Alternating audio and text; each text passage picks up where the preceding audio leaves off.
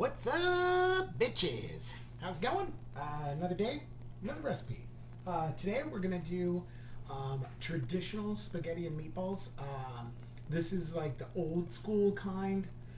The sauce isn't very complex. It's pretty easy, but the meatballs are a little more complicated. There are three meatballs. Think you're gonna dig it? This is like, like what grandma used to make. Sorry, I'm trying to adjust my phone. This is, like the Italian grandma used to make. It's a 3-meat process. I'm going to bring you over here for a second. So what we've got here is these are the ingredients for the meatballs. So what we have is we have about, right in this bowl, there's about 2 cups of breadcrumbs. We've got a pound of veal, ground, there we go, pound of ground veal, about 1.5 pounds to 2 pounds of ground beef, lean, and then we've also got some ground pork, about 1 pound. It's a little bit more than the normal recipe calls for, but, I'm not going to, what am I going to use ground veal for? I can't think of anything off the top of my head, so it's probably just going to go bad. So just going to do the whole gig. We're also going to put a 1/2 cup of Parmesan cheese. I chose to use this kind of granular, fake Parmesan cheese because I think that it'll act like a breadcrumb a little bit more than the, like if I was to grate it myself. Pepper and an interesting nutmeg is the secret ingredient here. So this is all you need. Oh, and 2 eggs, which I have over there. Don't forget the 2 eggs. Matter of fact, hold on.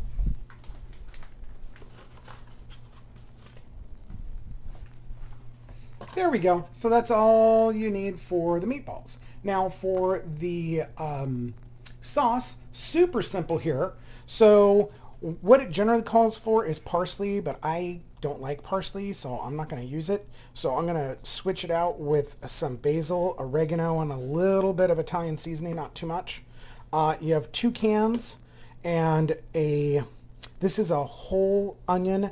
You could actually go for up to 2 onions if you wanted to, and I think would be fine. And then we've got this wine. You're going to need that for the sauce as well. So there we go. So I'm going to put you back in here, your little carrying case here, and I'm going to get this fired up. So of course, what you want to do first is get the onions all kind of, clear and ready to go. Then we're going to add the garlic. And then, did I bring out? Oh, I didn't bring out the garlic. So we're going to need garlic with that. You're going to let that simmer for a little bit. Put the red wine in. Let the red wine cook down a bit.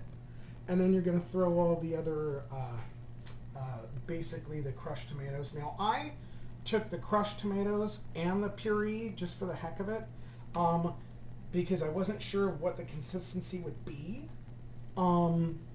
So we're going to find out together. My guess is the crushed tomatoes are going to end up being better, but I don't know.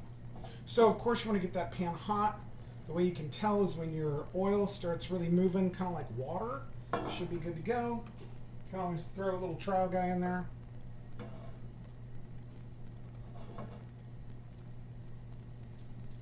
I think we'll be good to go. So we're going to throw those guys in.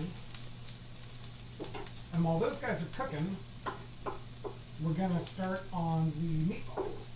Now, of course, I'm not going to let you, I'm not going to make you watch me do it because, obviously that takes way too long. But I thought this would be a great recipe. It's not the cheapest spaghetti in the world, that's for sure. The veal alone was like $11, I think. So it's a pretty expensive plate of pasta for sure. But I think it'll be really good, and everybody in the family is really looking forward to this. So I'm really stoked on it. So we're just going to let those cook. Typically that takes about 5 to 10 minutes. So we've got our big ass bowl. We're going to throw in our pork, or our veal, the hamburger,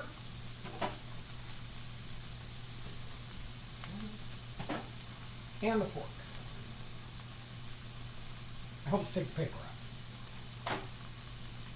Parmesan cheese, pepper, I don't know, 2, maybe 3 tablespoons, something like that. I mean, if you're really, you know, 1, 2, 3. Nutmeg, we're talking 2 teaspoons.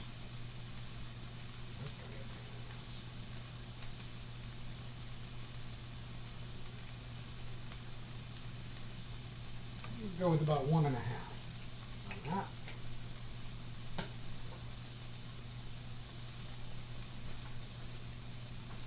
Couple eggs.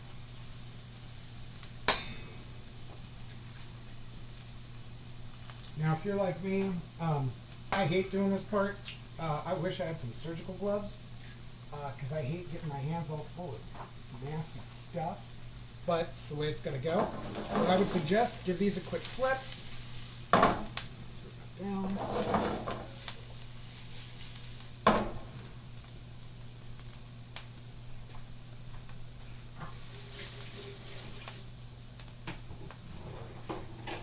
Alright, so we're basically ready to go on that. I'm going to put that aside for a second because I can tell that these onions are already ready to go. So we're going to take a look at the crushed tomatoes first. We're going to see how those look.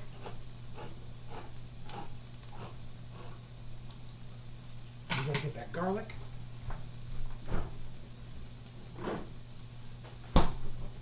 So I hope everybody's been good and survived the election, because Lord knows we all need a break after that. Right here I'm adding maybe 3 tablespoons. You know, it was kind of a heaper. So maybe 3 tablespoons, something like that. Get that going. It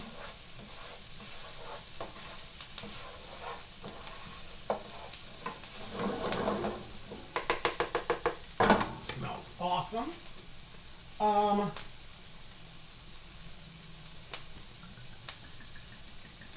a 1/2 cup. I'm going to overdo it just a bit. I'm going to probably go 3/4. Go.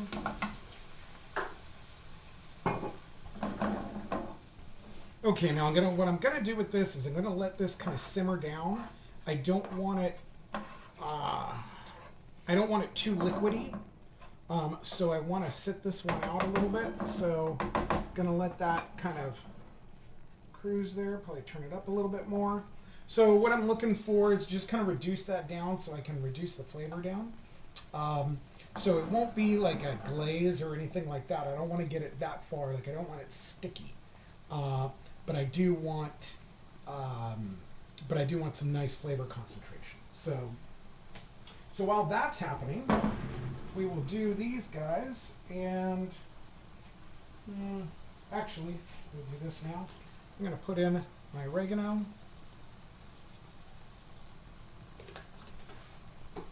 little basil. I would say, you know, there was probably 2 tablespoons of basil, maybe a tablespoon of oregano, and just a smattering of the Italian seasoning. The Italian seasoning has a couple things in it that are really, I think it's got like thyme in there or something. And it's really strong. So I try not to put too much of it because it really it's kind of like anise. You know, if you latch onto a little kernel of anise, you're like, whoa, wow, just tastes like licorice. So it's kind of the same type of thing. So I try to be a little sparing with the Italian seasoning there. Okay.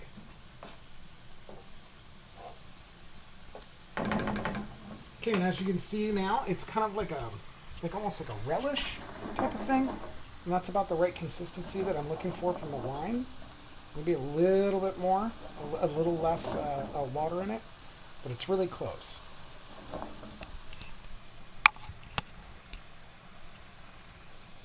There we go.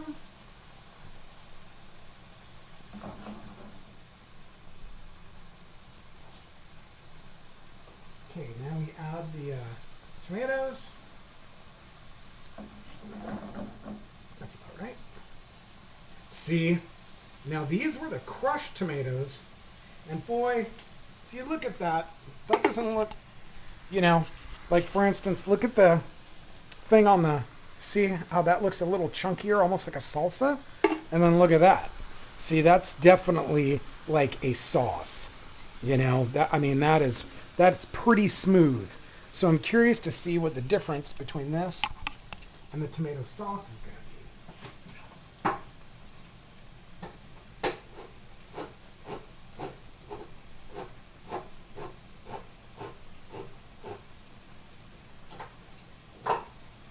And I just get any brand, but I'll be honest with you, some store brand, see this looks almost exactly the same.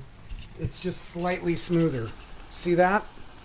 You can see on the right there is the crushed, and on the left is just the regular sauce. You know, I would suggest using the crushed. I think it looks more authentic, and I think it looks more homemade, if that makes sense. So there you go. Gonna give that a stir, turn it way down. Now, when you're cooking a sauce like this, especially in the Italian sauces, you just want to get it high enough to where it'll bubble every once in a while. That's really where you want it. You don't want to cook these things on a high heat. You can to start them off like I was doing, just to brown up your onions and whatnot. But eventually you want to turn this thing down, and it should just bubble every once in a while. That looks pretty good. Let's see, we're going to need a little salt in there. And going to need a little pepper. I'm sorry, but it's just not cooking if it doesn't have salt and pepper. And there we go. Let's see how that worked. The reason why you want to let these cook now, you know, typical cook time on a sauce like this is maybe like an hour and a half, something like that, at the minimum. You know, if you don't have that time, you know, you're coming home from work and, you know, the kids are hungry and everything, you can definitely serve it before, you know, obviously, you know, I could serve it right now if I wanted to. But obviously that's why we, you know, you always say, oh, it tastes so much better the next day. Well, that's because it's had a time to, you know, sit in and set up. Yep.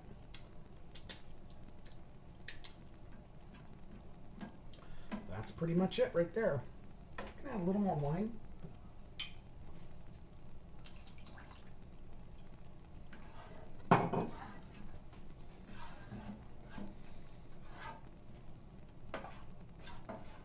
Now, if you get a tinny flavor from, like, for some reason, if you can taste the can, like, I know some people are really sensitive to that. If you can taste it, you know, add a little bit of sugar. That's good. Right there, that's really good.